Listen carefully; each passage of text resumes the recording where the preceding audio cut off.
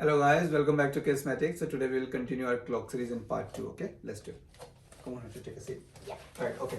So in last class we learned about 1 hour equal to 60 minutes. And today, as I mentioned in the very first part of clock series, that we have a good relation of fractions when it fractions with clock when it comes to like understand the time and to reading the time, right? So today we are going to use those concepts which we learned during the fractions as well. 1 hour is equal to 60 minutes, but before that let me make one clock.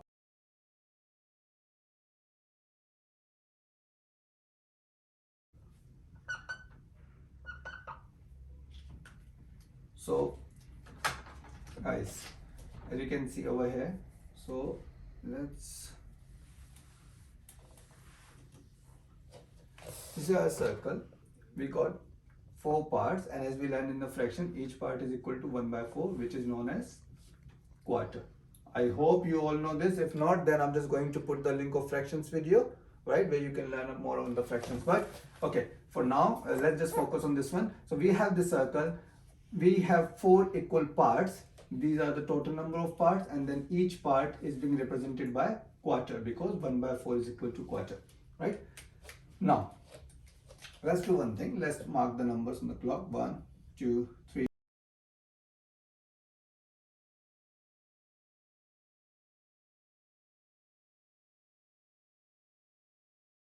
Okay, and as we learned in the last class, right? So when we have this one, we have the minute hand, which is the longer one, and then we got the hour hand, which we got the short one, right? Okay, so now today what we will do, we will just take few example, and then we'll just learn how to read the time. Okay, so before we go into that, let me just take some in random time over here. Say example, now I've divided into these quarters, right? Okay, let me make the another one so that we can take this clock concept in terms of quarter, but let me make the another one where we can learn more on the timings. Okay.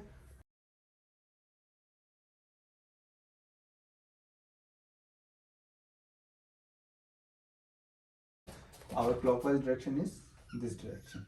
This is our clock direction, and that direction is known as the clockwise direction. And then you got the different direction, which means when you come in the opposite direction and when you walk back, then it is like this is your anti-clock direction, which means the opposite direction of clock. Why? Because you are coming back. The number increases from in this order, right? Let's take one time example and then we'll learn more on it. Okay, so example, this is a center over here, right? And then we have, so we know which one is going to be the hour end and the minute end. As I said, the hour end is short, so this one is your hour end, this one is going to be minute end. So how it works out?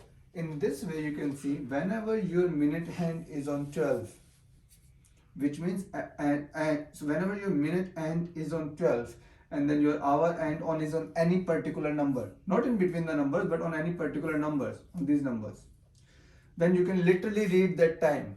Which means when your minute end is on the 12 and then your hour end is on the any numbers, in this way, in this case it is specifically on the 2, so what we say, 2 o'clock. Whether that is morning or evening or night,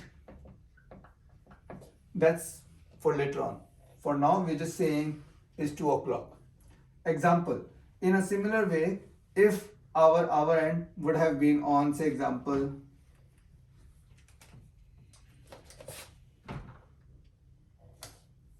4. Why I'm putting the dotted line? Because at the moment it is on the 2. I'm just putting the dotted line to show you because I'm moving the hour end. So if it is on the 4, what the time should have been, Harsha? 4 o'clock. Perfect. So this is known as 4 o'clock. 4 o'clock. Nice. So that's how we talk about. Now, this is for the timing, or this is for the actual hour when we talk about the timing, right? But how come? So every time this hour hand won't be on the numbers, it might be in between the numbers as well. Then how are we going to read? And then also the minute hand is not always going to be on the 12. And then how are we going to read? So let's just learn about those, okay? Before I go into there, let's just learn about this again. We have this quarter. So how we talk about? We are moving in this direction.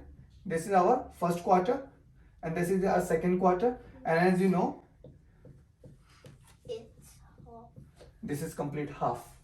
This is your first half and this is your second half. Why I'm saying the second half? Because first we covered this, we reached to 6 and then we go to 12. so this is our second half. So this is half and then you got this quarter, and then that same way you got all these quarters, right?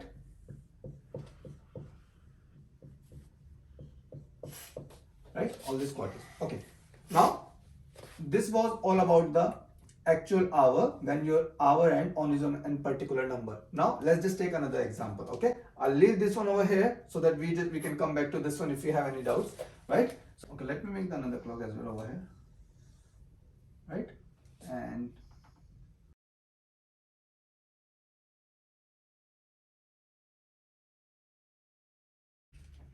so we know one thing, as you learned over here.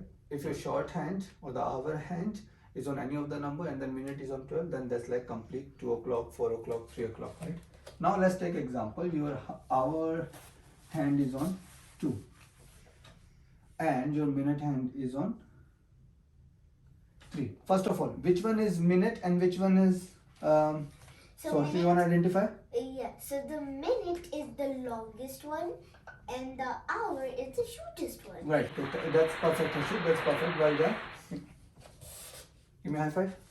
Yeah. Good. Right. Okay. Now, if you see where is our minute hand is on 3, which means if you see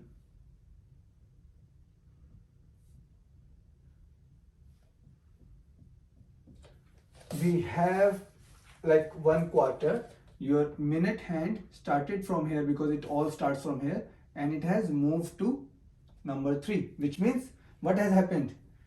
You have moved quarter past 12. 12. Now thing is, when we say the quarter past 12, at the moment I'm just telling you how much your minute hand has moved. We are not taking the reference of our hand. So I'll just remove this one over here, right? I say quarter past just to tell you about your minute hand. Okay. That much is for minute hand. Minute. Now the question is, where is your hour hand? On 2. 2. Ideally it should have been bit further over here, somewhere here, Yeah. somewhere here. I'm not saying that this longer, but somewhere here, because it started to move from it. The hour was at 2 and it is going to move to 3 this point. So when your minute hand has already moved the quarter, your hour hand has moved a bit after the 2. So that's something just to see like where your hour hand is going to be when you see the clock. But for that, you don't worry at this point of time. Just simply see. I'll just make it over on the 2 just for your understanding. We just say quarter past, which means your minutes, where your minute hand has moved. It moved on the quarter. Quarter past, but for what time? We see the hour hand 2. 2. You understood why? Because our hand is on 2, right? Okay, I hope this is understood, right? So and another thing is quarter. We need to know one more thing, as I said before in the very first part of the clock series, that you have 12 equal parts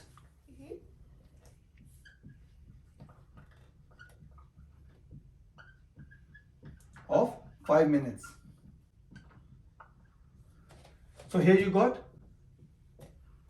1 5, another 5, and then you got another 5. So it means 5, 10, 15. You are moving in the jumps of 5. You're doing the jumps in a 5, right? So how? Your quarter is equivalent to 5, 10, 15. But we're talking about from 12 to 3, which means when you move the first quarter, you complete the 15 minutes. Like they have 5, 10, 15. In a similar way, we can do 20, 25, 30. But at this point of time, if you see what we are doing, in this particular quarter we have 3 equal parts, 1, 2, 3, and that's equivalent to 5, 10, 15, which means total of 15 minutes, which means the time we said over here, quarter past 2, you could have said it 15 minutes Yeah. past 2. These both are the same thing, right? Okay, I'm going to stop over here because so that like whatever we are covering, you understand it better. And in next class, we are going to cover the rest part of the clock, where you got the half, 3 quarters, and then if we are like in the second part of the clock or the second half of the clock, how we are going to read the time. But for now, I think that's it for today. So bye bye for now, and we'll meet you in the next class. Bye bye, guys. Bye bye. Stay tuned, stay safe, and stay happy. Like and share and subscribe to my channel.